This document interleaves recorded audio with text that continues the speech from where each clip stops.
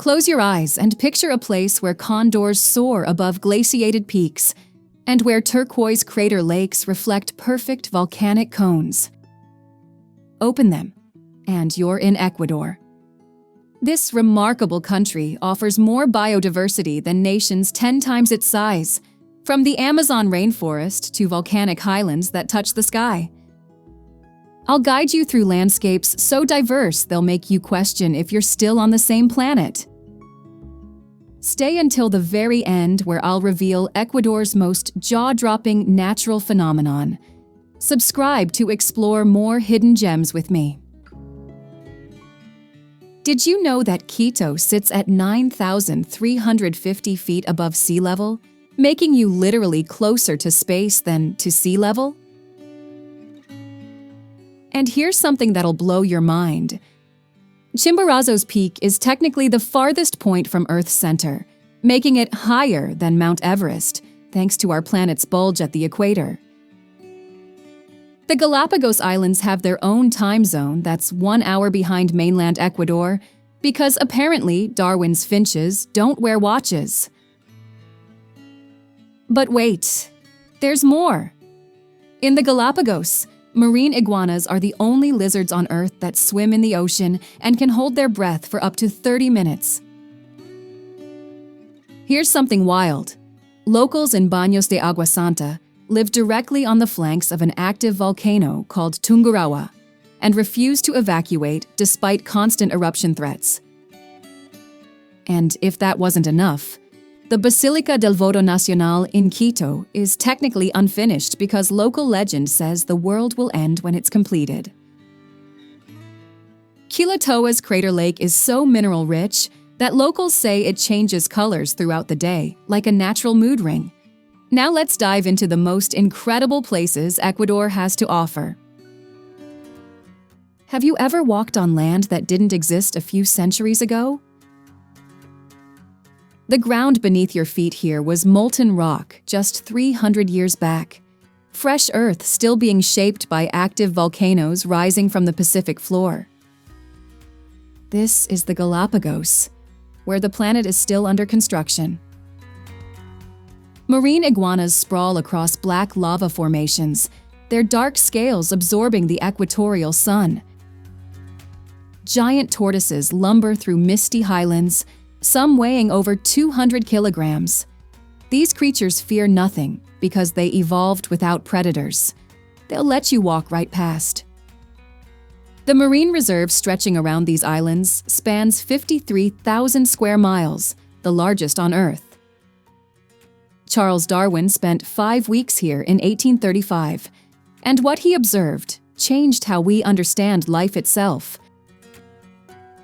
At dawn, the volcanic stone glows amber against water, so impossibly blue it looks filtered. From volcanic heights, we descend into the Earth itself, a crater 3 kilometers wide, holding water that refuses to pick a color. Quilotoa shifts from turquoise to emerald to deep sapphire, sometimes within hours. The lake formed just 800 years ago when this volcano collapsed into itself, leaving a bowl 250 meters deep filled with mineral-rich water that plays tricks with sunlight. Indigenous communities consider it sacred. Legend says an Incan god created it to protect the land from invaders. Standing at the rim, you understand why. The azure surface glows against stark gray volcanic walls, clouds casting shadows that race across the water like spirits. The hike around the crater takes 5 hours, and with every turn, the lake transforms again. By afternoon, what was turquoise burns deep blue, as if the mountain itself is breathing. The volcano looks so perfect, so symmetrical, you'd swear it was photoshopped. Cotopaxi rises nearly 6,000 meters into thin Andean air, its snow-capped cone so geometrically precise that indigenous peoples believed gods lived inside. They weren't entirely wrong to treat it with reverence. This is one of the highest active volcanoes on Earth, and it can erupt without warning. Scientists study it obsessively, yet it still surprises them. You approach through paramo grasslands, that crisp high-altitude air sharp in your lungs, volcanic soil dark beneath your boots. Wildflowers dot the landscape in defiant bursts of color. Dawn is when Cotopaxi reveals itself best. First light catching the glaciers, turning ice to gold, while the valley below stays wrapped in shadow. Climbers come from everywhere, drawn by that perfect cone.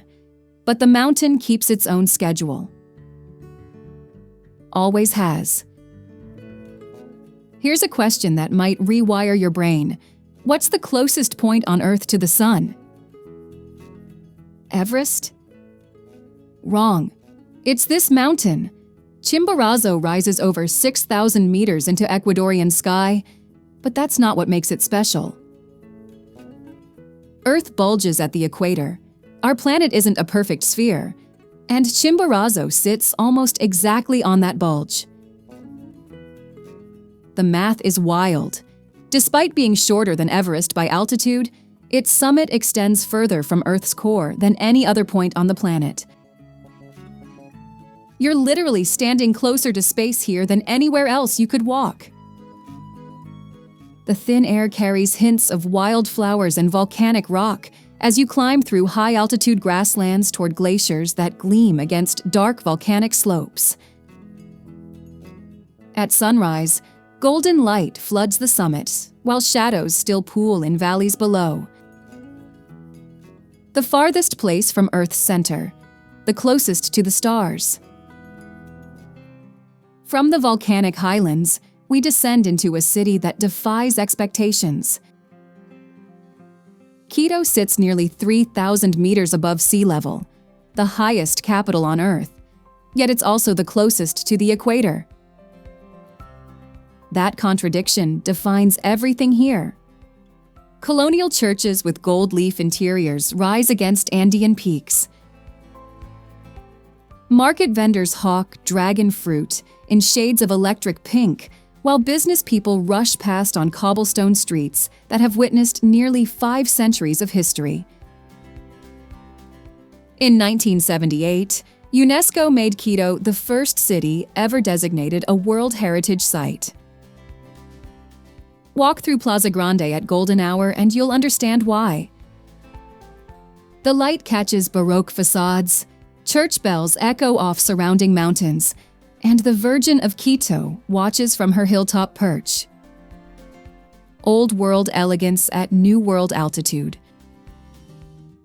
Would you trust a swing with no safety harness, dangling over a cliff, facing an active volcano? In Banos de Agua Santa, thousands do exactly that. The infamous swing at the end of the world hangs from a treehouse perched above a deep valley, and as you push off, Tungurahua Volcano fills your vision. The town's name means baths of holy water, and after that adrenaline rush, you'll understand why locals have soaked in these volcanic hot springs for centuries.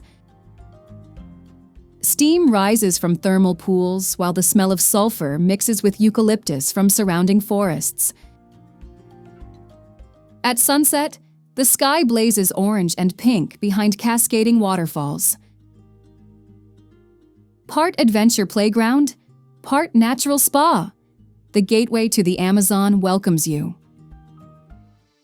From adventure capital to ancient marketplace, here in Otavalo, the same families have been trading textiles for over 500 years since before the Spanish ever set foot in South America.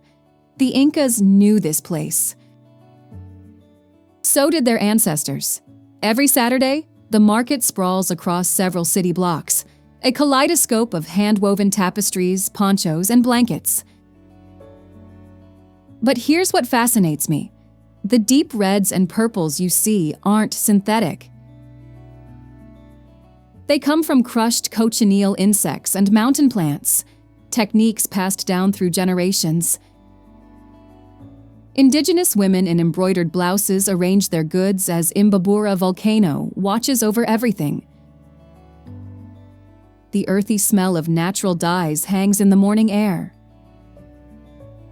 5 centuries of commerce, still thriving, still authentic, still very much alive. Have you ever watched a city reinvent itself? 2 decades ago, Guayaquil was a place tourists were warned to avoid a rough port with a dangerous reputation.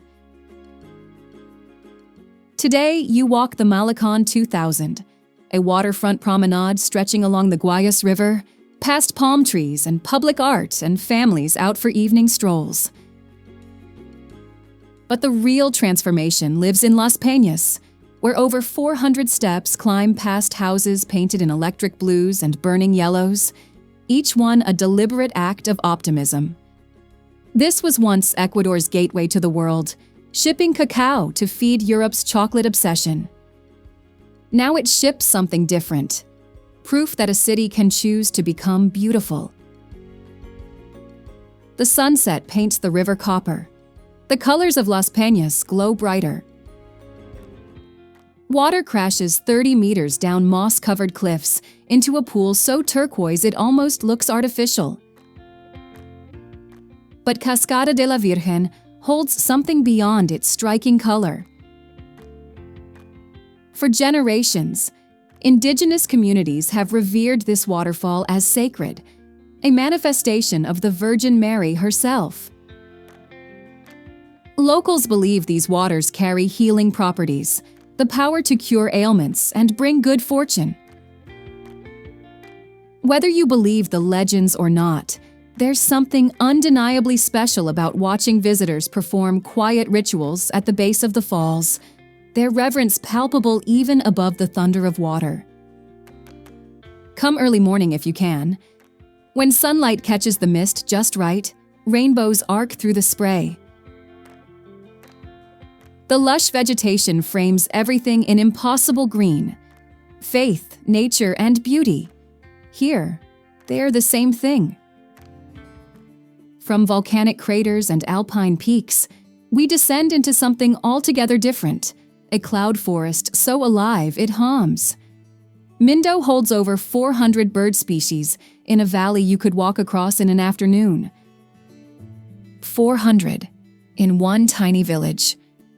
The morning mist rises through the canopy as hummingbirds streak past like living jewels, emerald, violet, gold, their wings beating so fast they blur into shimmer. Jesuits planted cacao here 3 centuries ago, and that chocolate legacy still perfumes the air. But the real treasure floats overhead. Toucans call through the fog. Tanagers flash between branches. You could spend hours at a single feeder and never see the same species twice.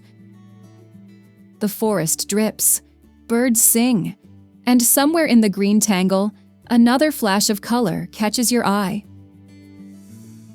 Did you know the largest aluminum statue in the world was built from World War II aircraft scraps?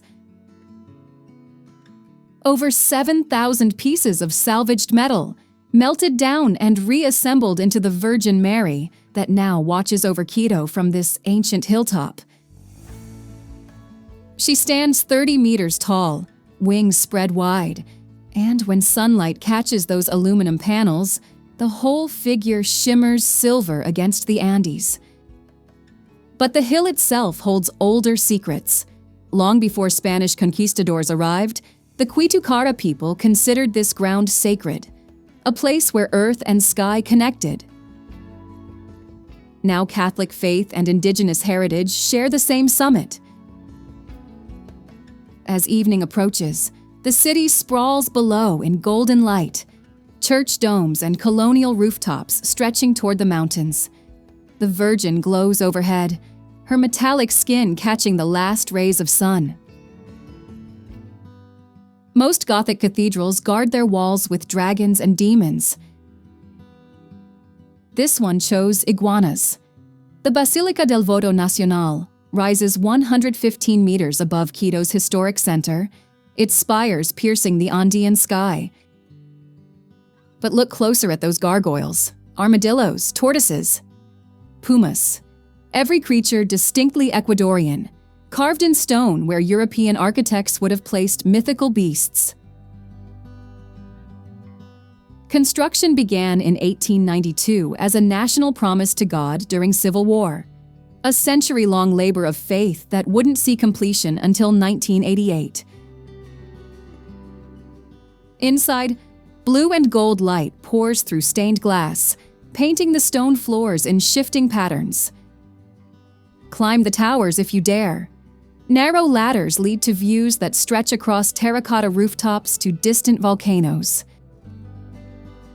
Gothic grandeur, reimagined through Ecuadorian eyes. Water so acidic it can dissolve bones. The Cuyabeno River runs black through Ecuador's Amazon, its tea-dark waters stained by decomposing vegetation on the forest floor. Yet this seemingly hostile environment supports one of the most biodiverse ecosystems on Earth. Over 500 bird species call this place home. Paddle silently at dawn when mist curls above the surface, and you might spot pink river dolphins breaking through the dark water, their pale bodies startling against the inky depths. The Sayona and Sequoia people have navigated these waterways for centuries, reading currents and wildlife signs that remain invisible to outsiders. Above, scarlet macaws streak across the canopy. Below, caimans drift like fallen logs. The acidic water that dissolves the dead somehow nurtures extraordinary life. From the healing waters of ancient Incan baths to throwing yourself off a bridge, Banos offers both extremes within the same afternoon. This small town sits in the shadow of Tungurahua, an active volcano that last erupted in 2006, yet locals never left. They stayed for the thermal springs, the sulfurous waters they believe cure everything from arthritis to heartbreak. But here's what catches visitors off guard. Banos has quietly become South America's adventure capital. Canyoning down waterfalls, bungee jumping into misty gorges, mountain biking along cliff edges, all before soaking your aching muscles in volcanic hot springs by sunset. The air carries that distinctive sulfur tang mixed with eucalyptus from the surrounding hills.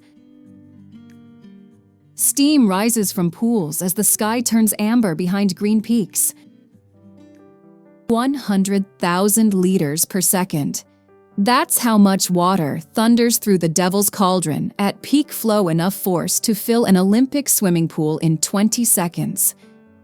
The name comes from local legends about spirits guarding these falls, and standing here, you understand why. The 80-meter drop creates a perpetual mist that soaks everything, turning the surrounding rainforest impossibly green. Suspended bridges cling to the rock face, leading you closer, sometimes too close, to where turquoise water meets black volcanic stone.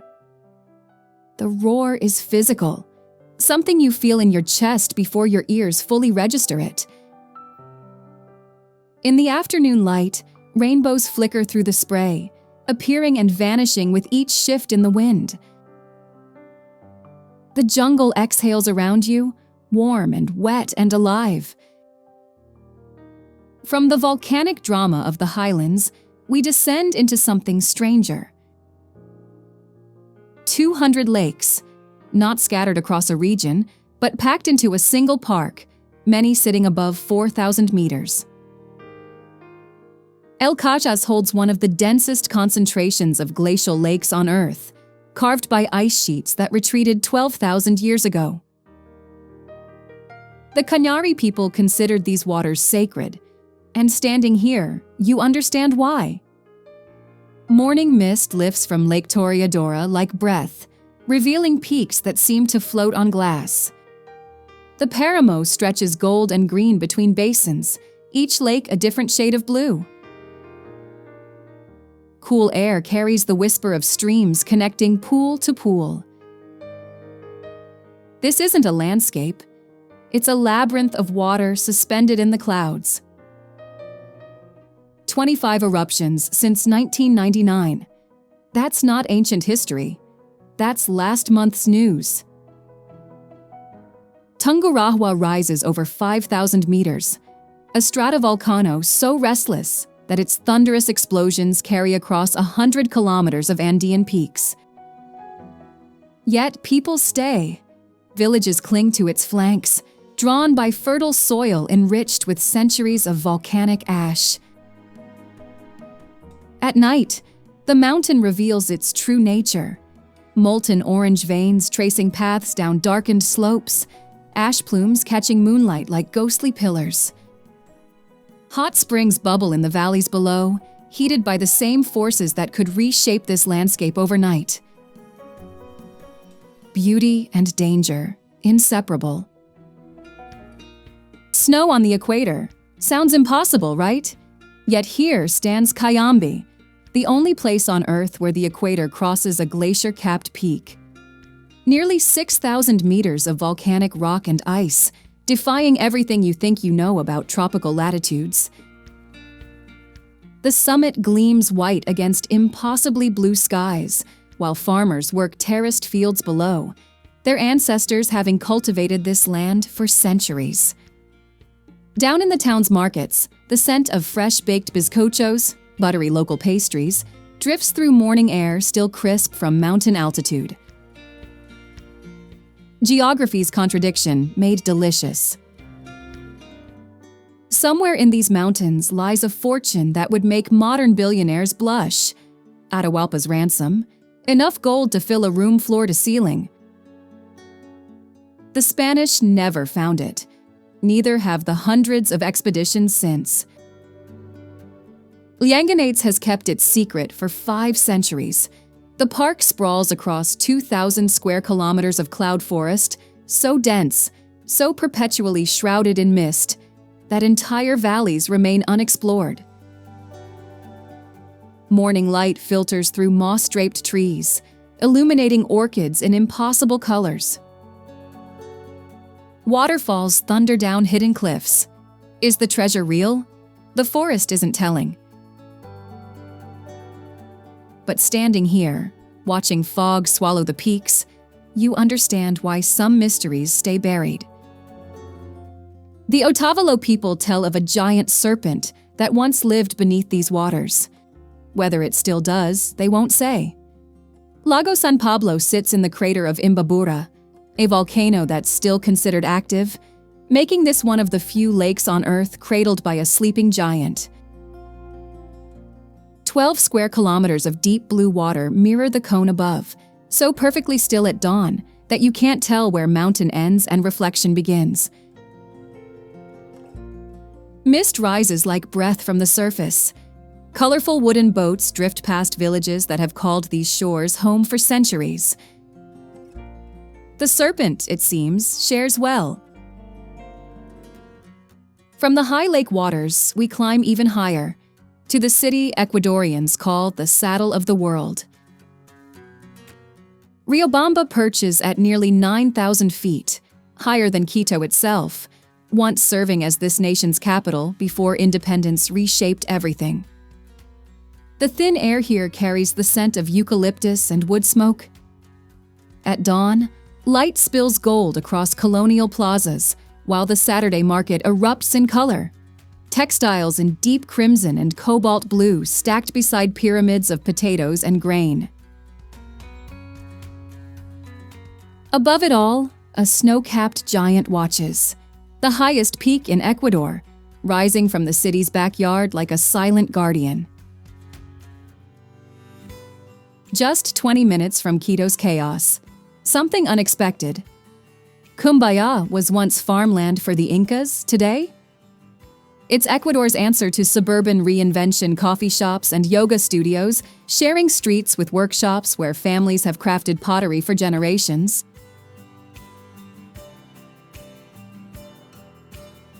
The same hands, the same techniques, centuries apart. Morning mist lifts off the Andes as you wander the artisan market, catching that unmistakable scent of fresh pan de yuca warm cassava bread straight from clay ovens. Colorful murals splash across walls, telling stories of a town that refuses to choose between its past and its future. Glaciers on the equator. Sounds impossible, right? Yet here in Cayambe Coca, snow blankets a volcanic summit sitting precisely at 0 degrees latitude, the only place on Earth where this happens. Cayambe towers nearly 5,800 meters into air, so thin and crisp, it stings your lungs. Below the ice, cloud forests drip with moisture, orchids clinging to every branch. The contrast defies logic, tropical and frozen, separated by a few hours' climb. Dawn light catching that impossible summit? Unforgettable. From misty highlands to cobblestone streets worn smooth by centuries, Cuenca holds a secret that surprises even seasoned travelers. Over 100 Incan archaeological sites surround this colonial gem, the largest concentration outside Peru itself. The Canary people called this place Tomebamba before the Incas arrived, before Spanish conquistadors built cathedrals with impossible blue domes. Morning light catches those domes while the scent of roasted coffee drifts through narrow lanes. Along the Tomebamba River, houses painted in sunset colors reflect in the water. Did you know Ecuador's coast hides one of the planet's most intricate ecosystems? Over 50,000 hectares of mangrove forest stretch along Manabí's shores, roots tangled like ancient hands gripping the boundary between land and sea. At dawn, mist rises through the twisted branches. Herons lift off in clouds of white. The air carries wet earth and salt, the breath of 1,000 years of tides. A fitting end to this journey, where the land finally meets the infinite Pacific. From the bustling markets of Quito to the silent majesty of the Galapagos, Ecuador revealed its soul through every encounter, every sunset, every moment of wonder. If these landscapes stirred something in you, subscribe to Keep Wandering with Me. Which corner of Ecuador called to your heart most?